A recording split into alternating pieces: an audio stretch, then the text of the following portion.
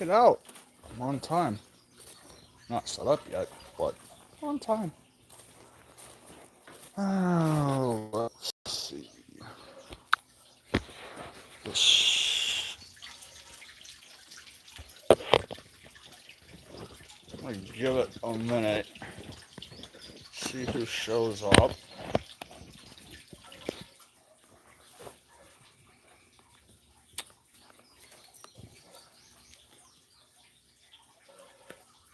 I guess I could actually turn this around so I can actually see the screen, maybe. Let's do that. Switch. Let's see if I can get everything in. Cool. So, if somebody could post on social, seeing how I can't do it,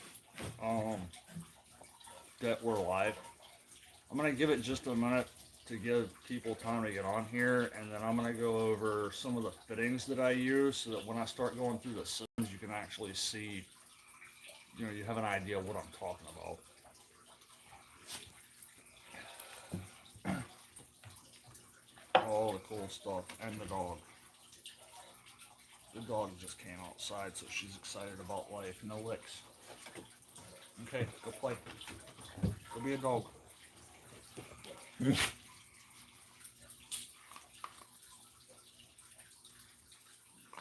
Alright, comments that I can't see.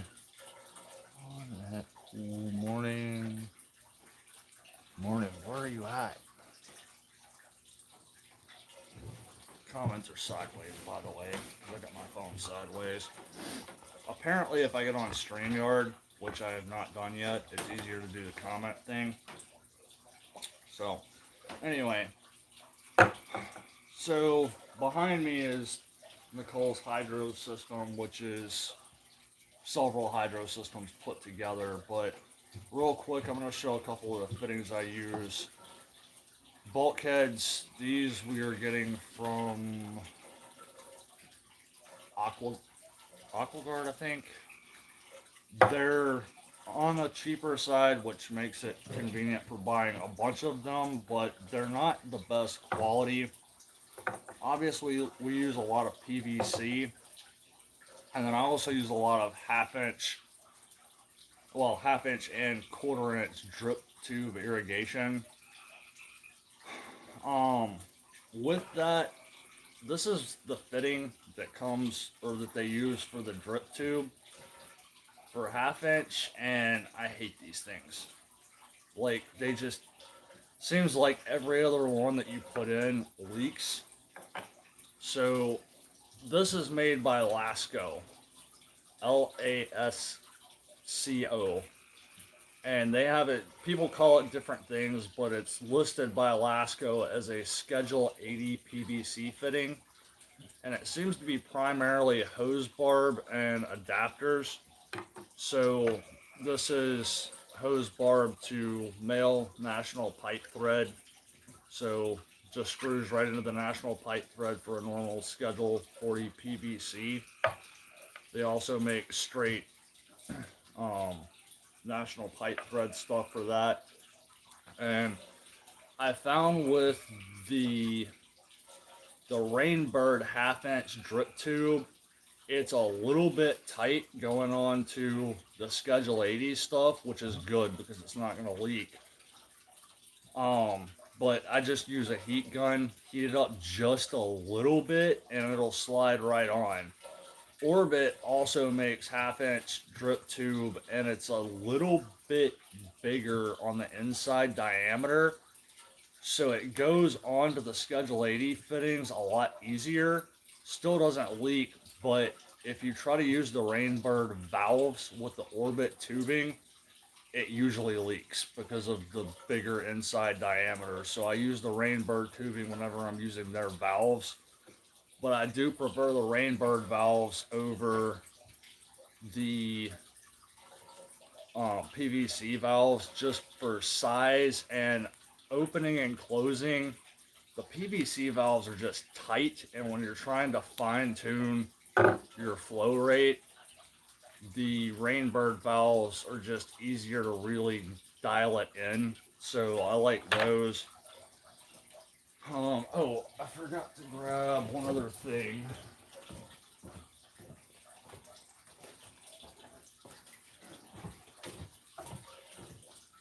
For the 1/4 inch drip tubing, I use that for some supply lines. They make manifolds for that, and I've never had a manifold last more than like 2 weeks before it clogs up. So I've taken to making my own manifolds. So this is just PVC, and I drilled a hole in the PVC, and this has one side that's the hose barb that you put the hose onto, and this side is supposed to go into their various different like emitters and sprinkler heads and stuff like that. And then I just shoved that into the hole, and it's a tight enough fit that I have not had an issue with any of these blowing out. The only problem I have had is on one system, the hose barb side actually snapped off, so I had to replace that one, but it was simple as just grab it with a pair of pliers, yank it out, and stick a new one in.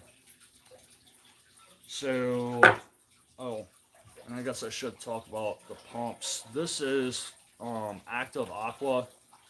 This one I think is the 180. Does it say on? Well, this is the 160. So this is, I think it's 160 gallons an hour.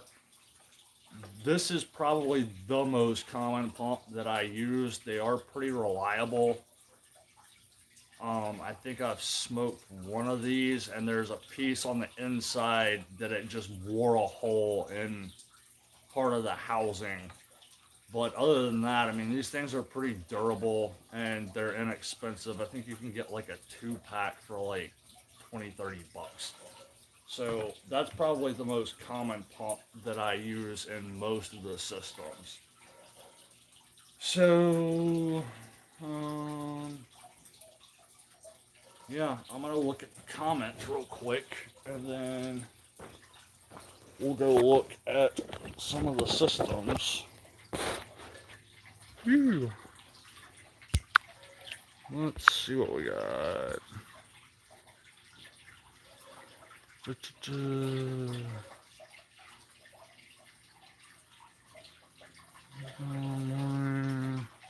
Martinson family, you're always on here. Oh, is it sideways? Hopefully you got all that though. I'll keep it up from here on out. Yeah, I'm still trying to figure out the whole thing with the live streaming thing. This is like my 3rd one, I think. So I'll keep the phone right side up now. But I am going to flip the camera around. So these containers here, there's 6 of these, and those were part of the original hydro system that was sitting right here. So that was the first system that I built, and I used, because I was just listening to the internet, I used 1-inch bulkheads on all of those. And then this was part of several different systems, but most of these I put together as a second system that was right there last year, and then I pulled from a couple of other things that were disassembled to expand that and make it bigger. And then for the original system that was right here, this was also part of it. And we did this as a comparison to see how the piping would do compared to the buckets. And so that has just a short little 1-inch PVC riser, so that's a piece of the pipe, and the net cup sits just in here, And this did pretty well. I found with this system, like the roots would come down, if I can find a way to do this, would come down here and then it would tuck in and follow. So the roots would kind of come down and go this way and this way, and then there would be a water gap up underneath, so on the bottom side. But the longer you left them in there, you know, they would start to fill that pipe up. I do have another system that I'm almost done putting together, and I'm going to test it with doing a 3-foot riser as opposed to whatever that is, like, I don't know, 4 or 5 inches. And then we also had a piece of 3-inch pipe that was for lettuce. And with the lettuce, we just drilled holes like right in the top of the pipe. So instead of having the T's in there, we would just drill a hole into the pipe and set the net cup in the hole. And that was horrible because the roots always just filled the pipe up. So anyway, when we went to redo this, we wanted a little bit bigger sump. This, when I put this one together last year, I had a 5-gallon sump because I already had a 5-gallon sump sitting there. It was already plumbed in, bulkheads, everything. And so I put that on there, and it just, I mean, you had to top that thing up every day. So we wanted to have one sump and a bigger sump. So I put that one together, and then seeing as how we had 1 inch and 1/2 inch, we did the drain in 2 separate pieces, but it does combine. So you've got the drain coming out there, and then it comes down and goes in, and then the drain off of these comes across through and then down into there, and it just comes out right there. Now both of these, there and there, have this little manifold that they go through, and the general idea is right now with this valve being closed, the water has to come all the way up to here and then across, so the water level in the bucket is about this high, and that's set in conjunction with the bottom of the net cups. And then once the root system starts to get established in the bucket, you can open this valve up and the water level is going to drop down to this level. And the same thing over here. So that's how we did the drain. Oh, another key part of that is a vent. So this is just open. That's not going to anything. And all that does is prevent this side from starting a siphon, because it will siphon off everything out of your buckets all the way down and put it in your sump. So you definitely have to have a vent on that. So that's the vent for this side.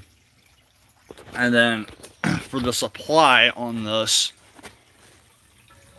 you can see the pump is right there, and that's a Aqua 160 and a much bigger manifold than that other one. That other one was actually off of another system that I'll show in a few minutes.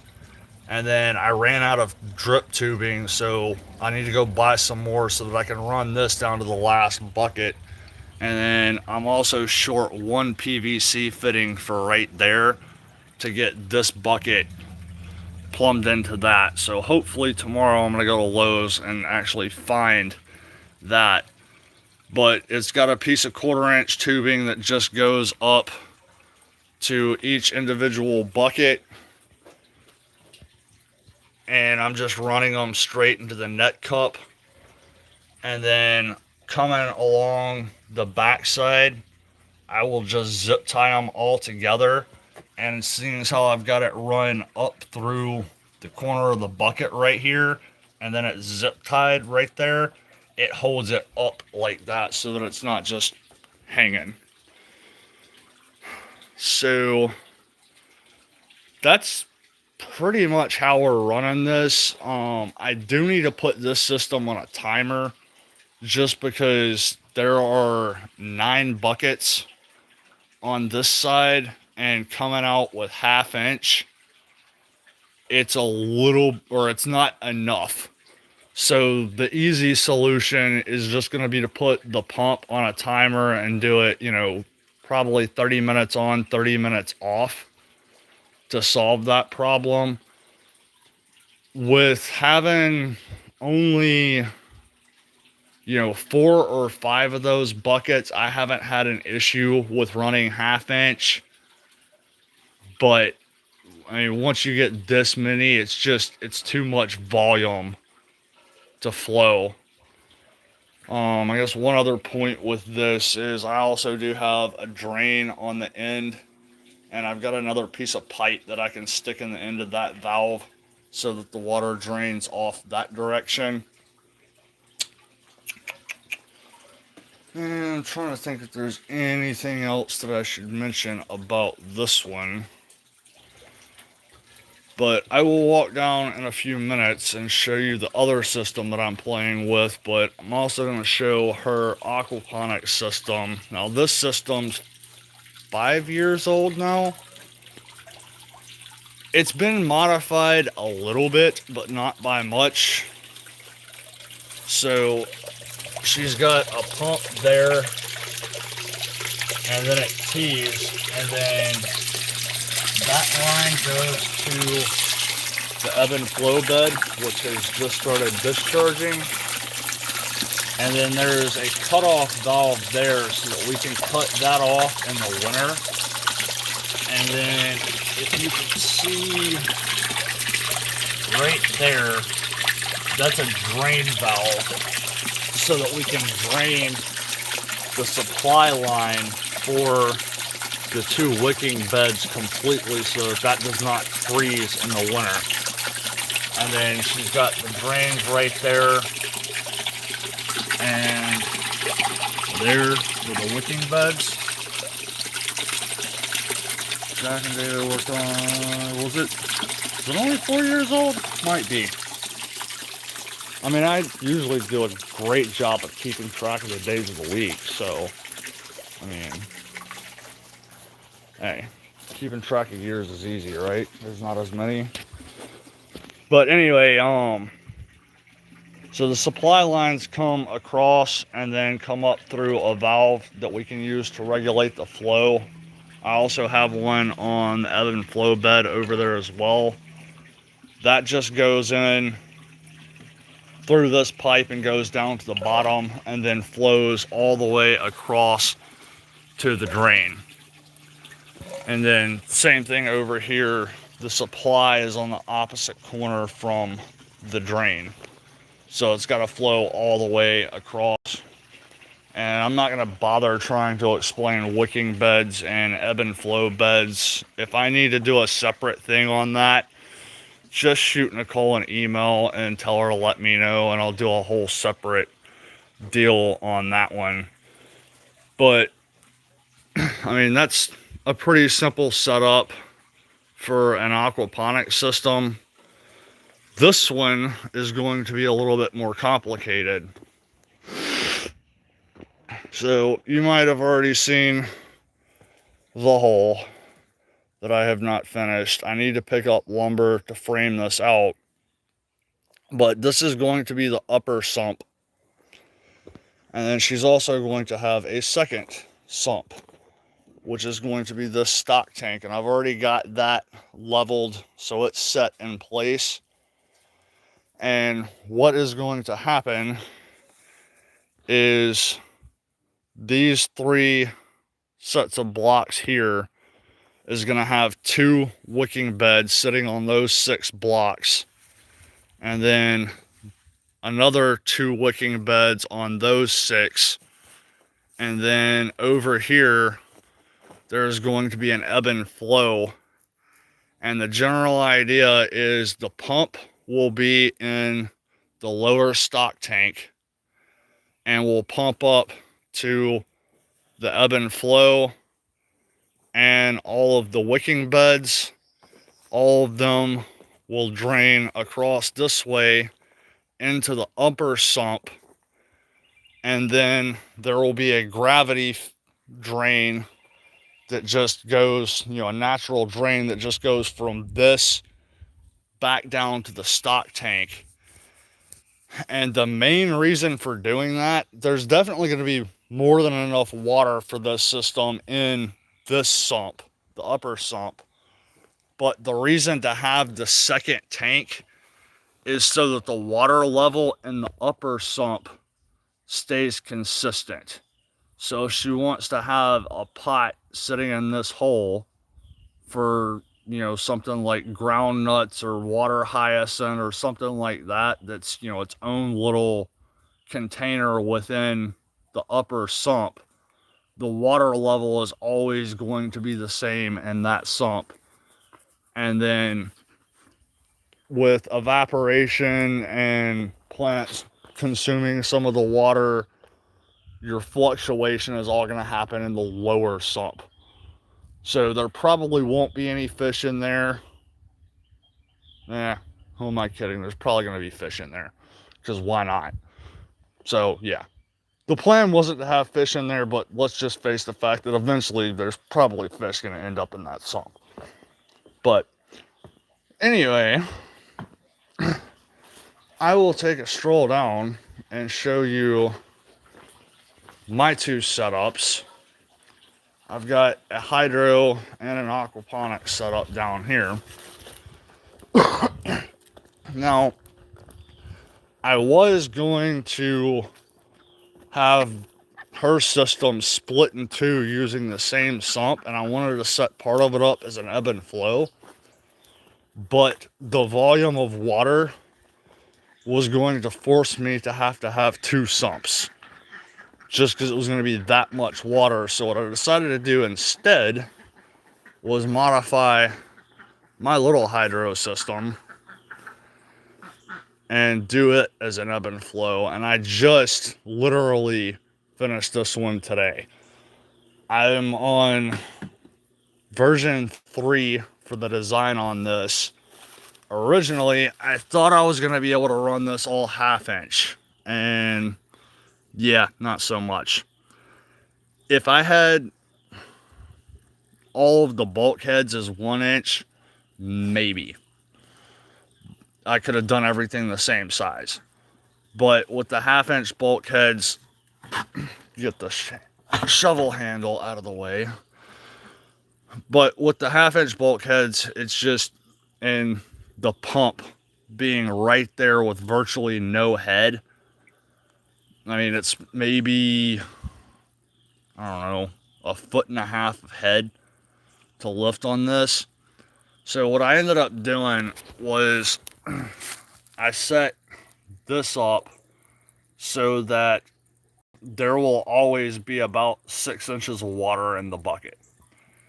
And then I've got the pump on a timer, and so the pump will kick on, will fill the buckets up to this level, and then it'll start to overflow here.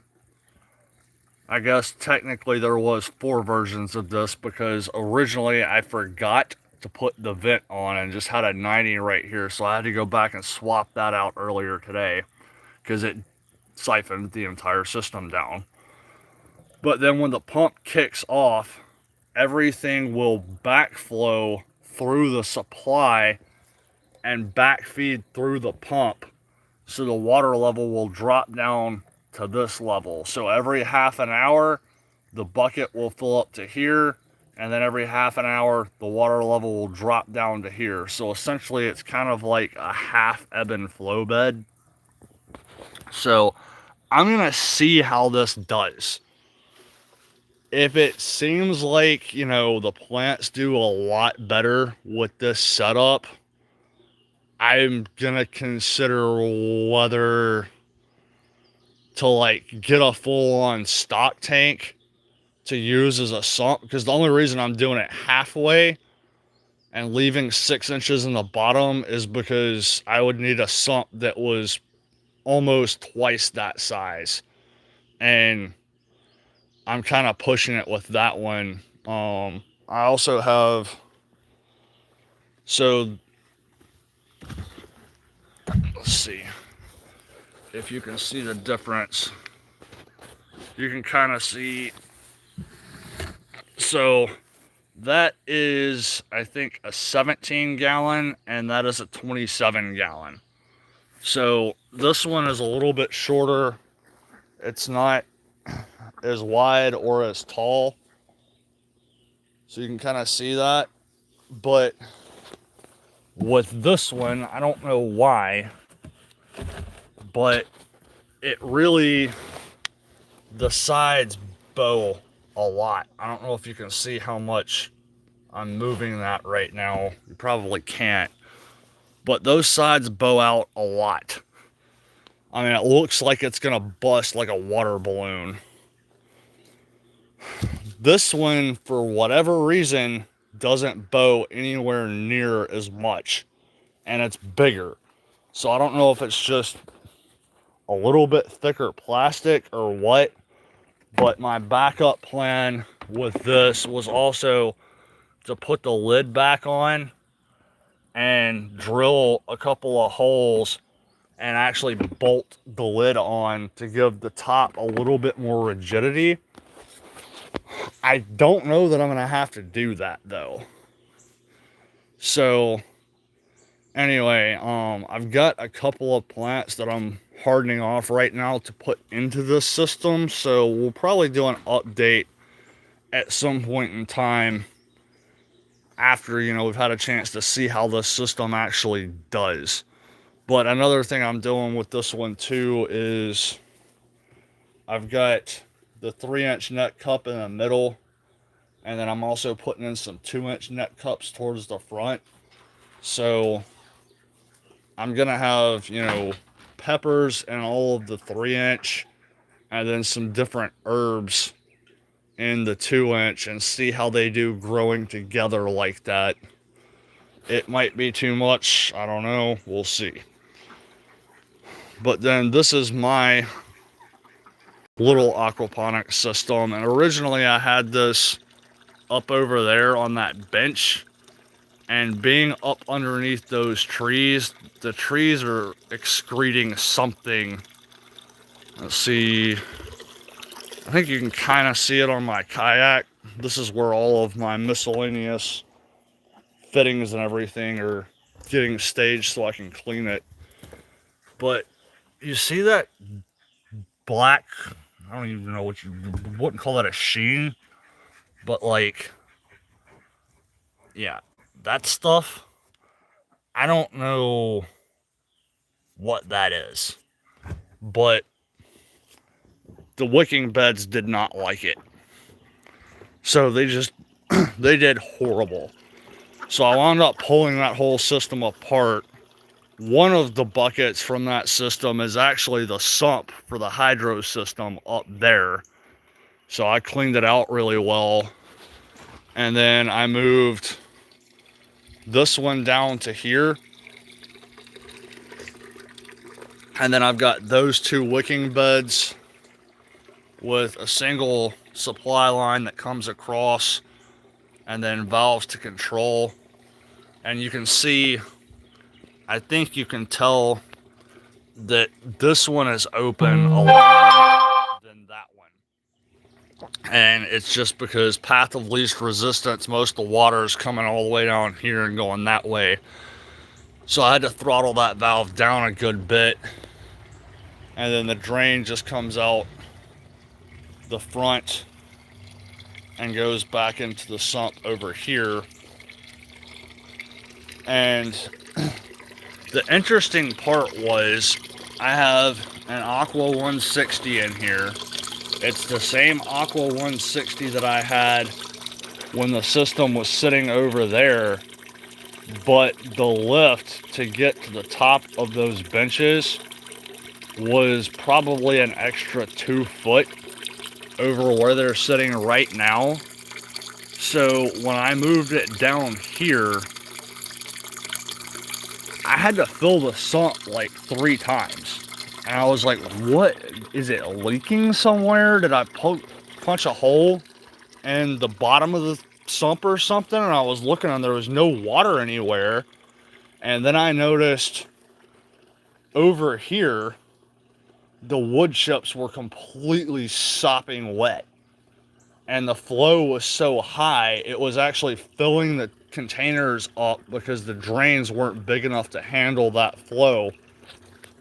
So I was already planning on putting another wicking bed right here, and apparently I'm out of weed cloth, so that's another thing I've got to pick up tomorrow. So I had already put a T on here to split off to go to this one, and so I wound up putting another T on here with another valve here, and I've got this one closed a little bit, but not by much, and this is just letting a lot of the excess pressure go straight back into the sump. And then hopefully once I get this wicking bed plumbed in, if I don't close that valve completely, it'll be most of the way closed. But another thing it is doing with having that, I will likely probably go on and put another fitting on this side with the 45 pointed this way, and then somehow or another get this to where the water is shooting this way to get the water to circulate around the sump. So I usually try to do that. So I don't know, we'll see. Hopefully tomorrow I can pick up some weed cloth, and I've already got the potting soil to put into that sump wicking bed. And then I'm already plotting on how I can further expand this system, but we'll see. I don't know, I might wind up digging a shallow trench and piping some other stuff in down here. We'll see. You can't really tell from the camera angle, but that does drop off about 2-3 foot. But that's kind of an overview of how I've set stuff up in the past and currently. So does anybody have, well, I guess let me go back and look at the comments again, because it's really hard to talk and read at the same time. Living room means rules, common problem with hydro.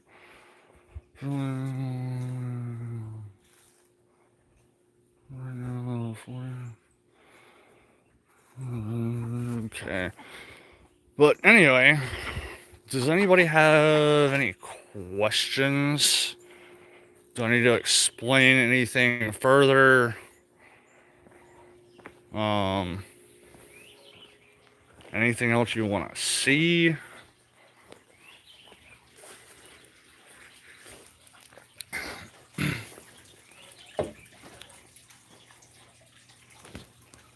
See if my phone will fit in the tripod standing up. I kind of doubt it.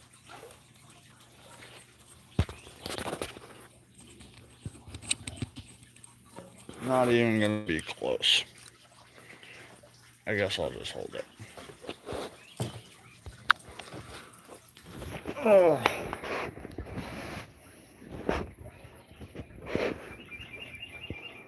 But yeah, it is. I mean, it's nice. The tomatoes and the hydro system behind me are just starting to get up and going. Oh, something else I can show. You might have heard me mention this before, or heard her mention this before, but that sage plant, I actually stole another cutting off of it today, but all of the sage that's various different places that gets given away was all rooted from that plant. I don't know how long that's been in there, but it's a couple of years old. The Swiss chard, I think the Swiss chard was right over there. It was about 3 years old, I think. So it lasted a while. I have no idea how long those garlic chives have been in there. This thing's always just chock full of green onion. But there's a bunch of sage in her wicking bed, or ebb and flow bed.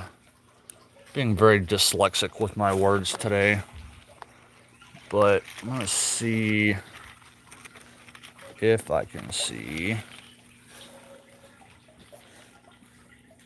I can't really see any roots on this guy, but I'm pulling and it does not want to come. So whenever we go to dig these cuttings out of here, I got a feeling we might have to really dig through this lava rock to get those out of there. But anyway, yeah, I mean her aquaponics system. Turn around. Her aquaponics system, we're usually eating off of that year round. Hydro obviously gets shut down in the winter, but the ebb and flow bed goes all year, and then the wicking beds, not sure what's going to happen with those this year because they're now under a roof. But usually in the wintertime, even though the supply is cut off to those, they get enough rain that stuff just keeps growing in those anyway. So, and it was nice. A little while ago, I took a shower and came up here and sat down, and it was fairly quiet. The sun was starting to drop, and you could just hear the water going in the AP, and it was just made it a little bit nicer to sit up here. So, anyway, guess we're coming up on 40 minutes now, so if anybody doesn't have any questions or anything, I guess I'm going to call this one good and probably go start getting ready to make dinner. So,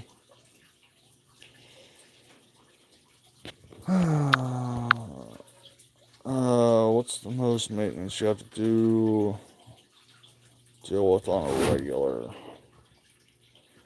I don't know, with the hydro systems, topping up your sump and dealing with your nutrient level. So we have, actually brings up a good point. This is an EC meter. So you can see 1050-ish. So I usually try to stay right around 1,000 when the plants are blooming. Earlier on, I like to be around 1,500.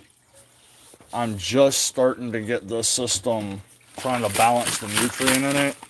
So we use the Texas tomato food.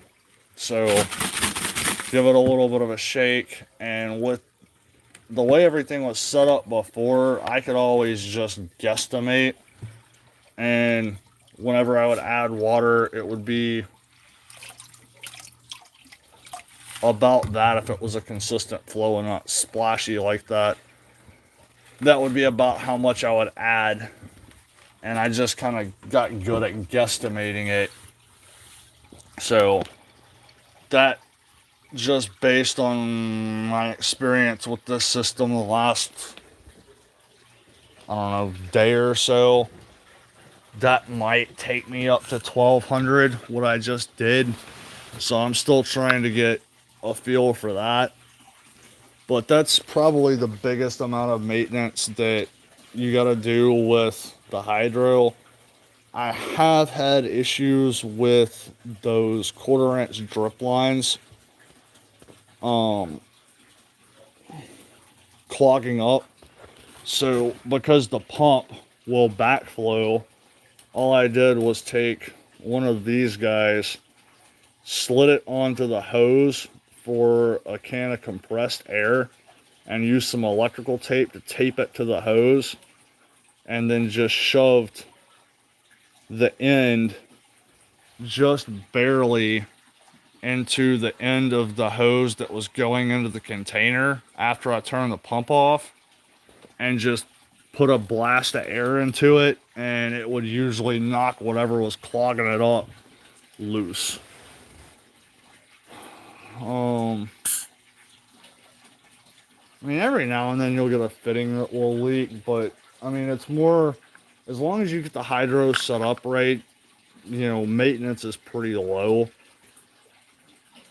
I've got a couple of little leaks on this one right now, but because most of that stuff is just press fit, it's no glue or nothing like that. And a lot of times with all the salt and the minerals and everything, give it a couple of days and the salt and minerals will act like stop leak and kind of clog it up, and it'll stop leaking. As far as the aquaponics system goes, I mean, feeding the fish every day, here we don't really have to, except for in like the dead of summer when we haven't gotten a lot of rain, we'll have to top the sump up. But during the winter, I mean, we get enough rain and there's not a whole lot of evaporation, so you don't really have to top the sump up. But it is, you know, you're dealing with fish waste, so, you know, clogging up the pump or something, clogging up valves can be a little bit more of an issue. With the valves, it's usually as simple as just close the valve and open it all the way a couple of times, and that usually fixes that problem. Air stones will get clogged up. Yeah, I mean, it's just because you're dealing with fish waste. I mean, clogging is, I guess, the biggest maintenance issue on that, aside from your daily of just feeding the fish and harvesting off of it.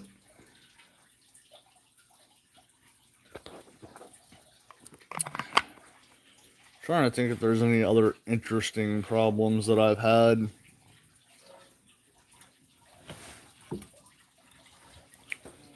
I mean, it's not that complicated, so I mean, there's not really that much to really go wrong with these systems. I mean, there's a lot of trial and error. I mean, the first time I set one of these up, figuring out that, oh, yeah, it just siphoned everything off. I guess I gotta take this whole thing back apart and put a vent line in. So,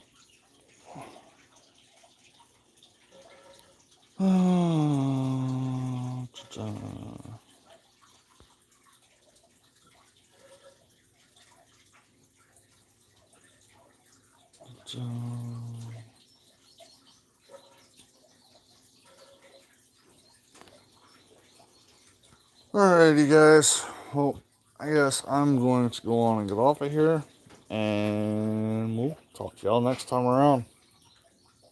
Bye.